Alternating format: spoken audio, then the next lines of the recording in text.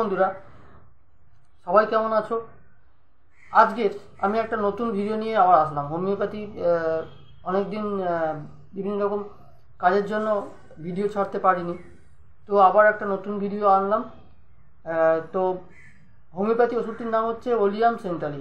খুব ভালো একটি হোমিওপ্যাথি ওষুধ, ঠিক আছে বন্ধুরা, যেটা ইউজ করলে সাধারণত যাদের প্রস্রাবের প্রবলেম থাকে, ঠিক আছে, প্রস্রাব মূত্রনালীর উপর ইহার প্রধান কাজ, ঠিক আছে। মূত্রনালীর যদি কোনো রকম প্রবলেম থাকে, সেরকম অবস্থা হলে খুব ভালো উপকার দেয়, ঠিক আছে।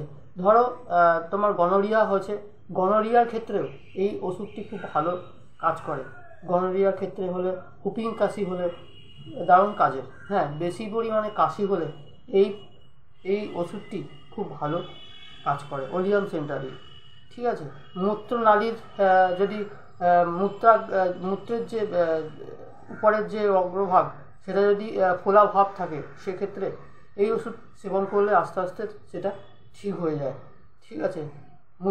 তারপর তোমার ওই মূত্রনালীর যে ভিতরে যখন প্রস্রাব করার সময় যখন আটকেও আসে, বা টয়লেটটা যদি আটকে যায়, সেক্ষেত্রে যদি মনে হয় যে ভিতরে কিছু একটা পদার্থ আটকে আছে, হ্যাঁ, সেরকম যদি প্রবলেম হয়, সেক্ষেত্রে যদি ওলিয়াম সেন্টার ইউজ হয়, খুব ভালো কাজের।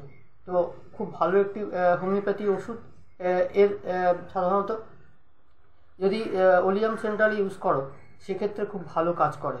গনোরিয়া ক্ষেত্রে এই ওষুধ দারুণ কাজের।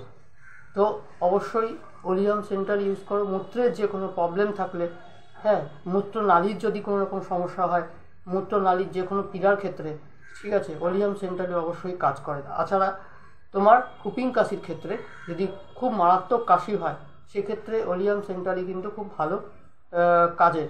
তো বন্ধুরা অবশ্যই মূত্রনালীর যে কোনো প্রবলেম হলে হুপিং কাশির ক্ষেত্রে এই ওষুধটি তোমরা ইউজ করতে পারো, ঠিক আছে বন্ধুরা। তো যদিও আমি বলছি অবশ্যই, তাও ডাক্তারের পরামর্শ নিয়ে খাওয়া উচিত।